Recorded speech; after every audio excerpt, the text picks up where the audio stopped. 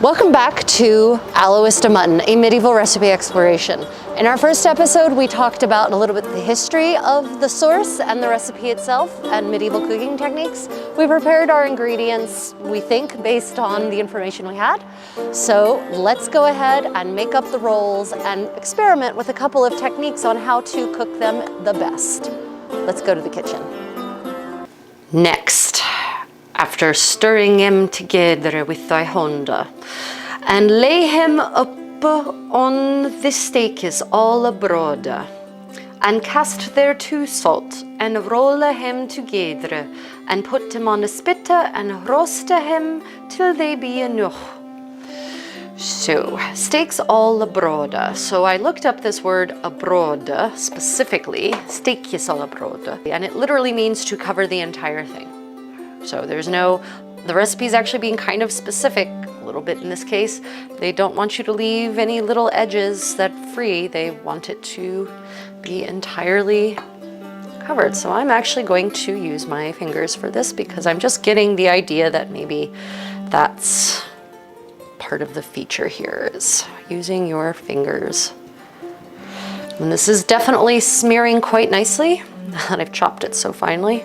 That was an exhausting little bit of knife work, I will say. Probably the kitchen servant who would be responsible for cutting like that would have a pretty strong, well-developed forearm and hand for being able to engage in such tasks over a protracted period of time. Whereas I only cut things like that once a day. If I am cutting things that finely, in fact. Okay, that looks nice. Okay. All abroad. And then it says cast thereto salt. Be right back, I have to get the salt. Casting thereto salt. And just a light layer. Don't want too much, just enough to enhance the flavor. I know that most of you watching this probably know this, but salt's primary function is flavor enhancer. It can also tenderize as well, but in this case, I really feel like it's enhancing the flavor. So we have a wider end and we have a narrow end, and I'm going to put this narrower end on the inside of the roll. I'm going to pull a little bit as I roll, so that it's nice and tight, but not too much, because if you pull too much and squeeze too much, then the stuffing starts coming out, and we clearly do not want that to happen. Now, the nice thing about meat proteins is that when exposed to heat, they coagulate. So if you have any little tears or whatever, don't worry, they'll kind of sort of take care of themselves in the process. And here we go, our first little Alois. Isn't it adorable? Okay, onward with the rest.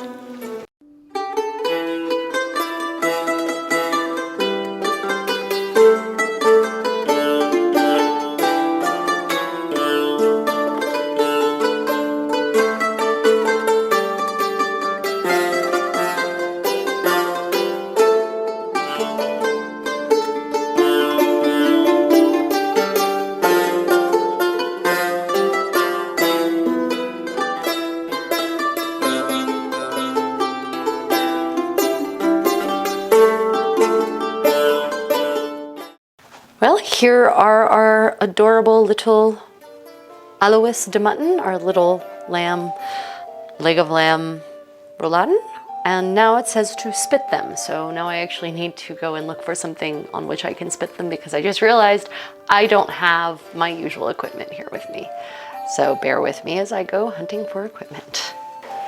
Okay, well, here are our little Alois, our roulada. And now we're going to spit them. Now, of course, in the period in which this recipe was delivered to us, spitting meant spitting and putting them on a rotisserie probably, and someone standing there and slowly rotating it around. I don't have a rotisserie. I barely have an oven, in my opinion. But kitchen equipment snob here. We're going to spit them anyway. And here's what I know about cooking leg of lamb.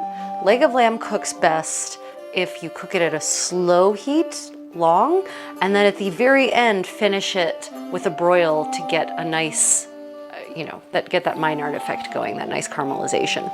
So that's the approach I'm going to take. If I had a spit boy or a spit girl to sit there and turn a spit that I don't have, then that's what we do. But modern kitchen, modern solutions. So let's go ahead and spit these up and pop them in the oven. Metal skewer, little tiny adorable aloes, and yay, it works. One never knows about these things. Now I want to make sure that I try to catch, and I didn't do such a good job on this one, you want to make sure that you catch this tiny little edge flap so that it really seals it.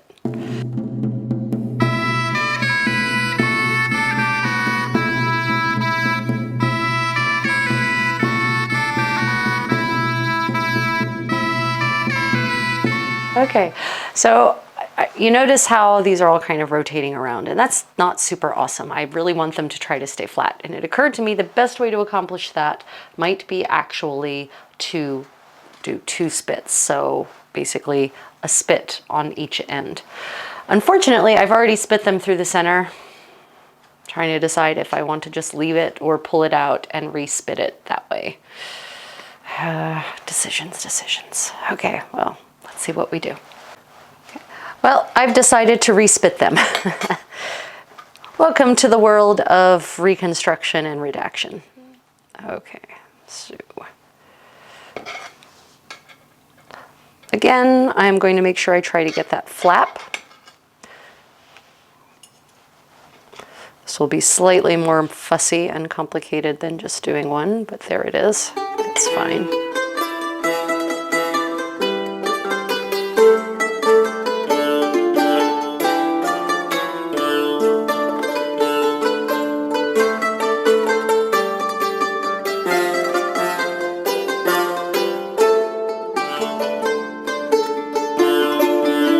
So this is a modern reimagining or interpretation or application of aloes de mutton. I have a little bit of filling left over, and since I'm not doing this on a rotisserie, the one I don't have, and many of you probably don't have either, I'm actually going to put this in the bottom of my roasting pan. And remember all of those onions we talked about earlier? I'm going to put them in the bottom of my roasting pan as well. And I'm going to let the drippings from these aloes drip into the pan and impact those. And because this is a low temperature, I don't expect this to burn because I've set the oven to 120, 140 degrees centigrade, about 225 Fahrenheit. And we're going to do it just this batch first and see how it turns out. And then I'll adjust on the second batch. So, experimental cooking for the win. Into my deluxe luxury oven.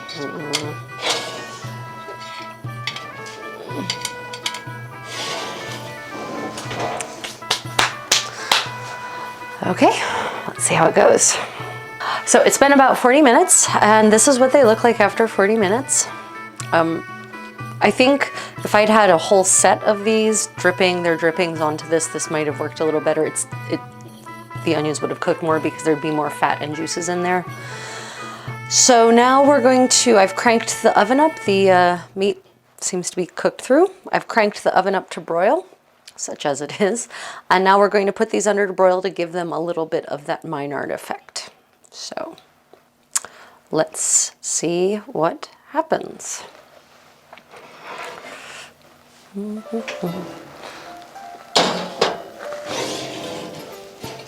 So I'm just going to, my environment is so dry that I'm worried about these jerkying. So I'm actually going to put some tallow on them, some beef tallow, because medieval people had a couple of options for cooking oils, and one of them they called grease, and that could be the rendered fat of a number of things. And I'm fairly confident that beef fat was one of the things they might render. So here, just to try to keep it from drying out under the broiler. Okay, well, let's put that in and let it do its thing.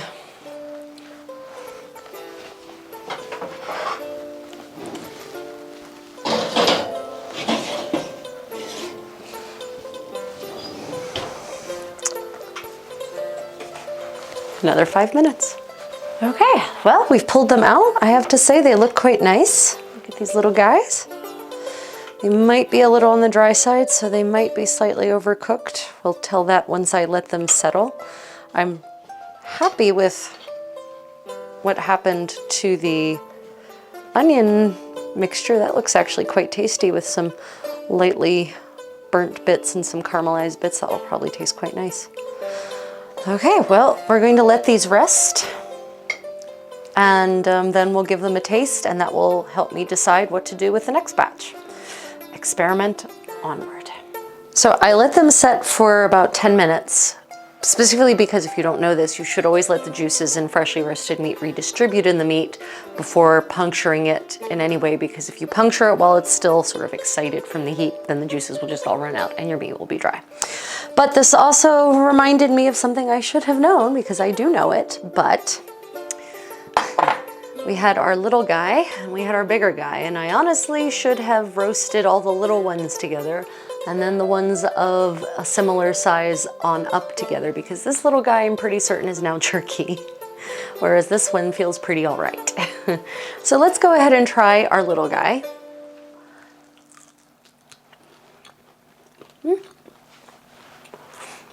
There's how it looks on the inside. Nope. Oh well. It's actually tasty. It's not dry on the inside. The outside is slightly jerky-like, but flavor is good. I can taste the saffron. Ginger is not really present. It's kind of like a flavor enhancer. Salty enough. Also, I can taste the parsley. So this is pretty good. And in fact, I bet with some of the sauces that are contained in this particular recipe collection, this would be even better. So that's the little one. Let's see about the bigger one.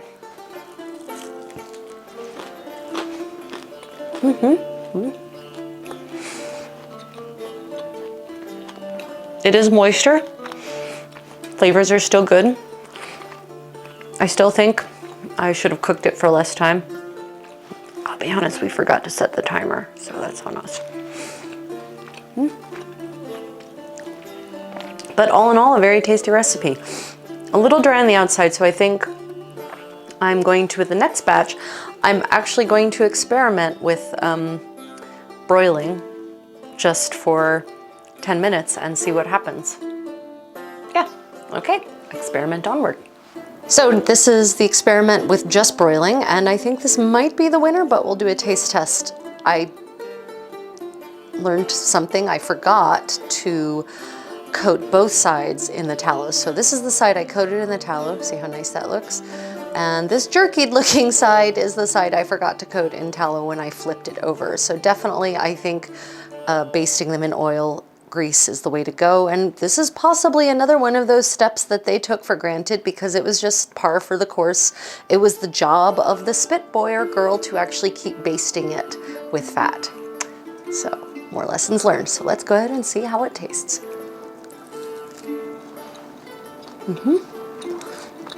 Yep, I think this is the better way. Just doing it over high heat. It's tender on the inside, the flavor's good, and the side that was basted with fat is quite tasty. The side that wasn't is chewy. Okay, well I guess we're going to roast the rest of these, which are much more similar in size. We're going to do this under the broiler with basting. So I shall be painting these in tallow like a Renaissance artiste. I did something else this time just out of a sense of preservation for my tiny living abode right now. I put water in the bottom of the drippings pan, and that actually, at this heat, actually I just flipped this. You'll see this actually plumped it up and kept it nice and moist. So now I'm going to spread this side in the tallow and roast that and see what that turns into. Now, granted, this is, I very much doubt that this sort of high temperature steaming combination broiling method is an authentic medieval one. I won't say it is not, but I can say I don't have evidence that it is, but it might produce a nice tasty thing that has a lovely moist texture that might be preferable to you for your own personal dining habits. So let's see what happens. Back into the oven, my pretties. Well, here they are. This was the moist side. As you can see, they're still nice and plump and juicy, but they do have that nice grilled Maynard effect on top. So I think these might be the winners for a sort of immediate eating. So, have you ever made aloes de mutton or aloes de beef, or maybe the Italian equivalent bresaola, or some more modern version of Meatrolls? If so, let me know how it turned out for you in the comments below. Otherwise, thank you so much for watching, and don't forget to always cook creatively.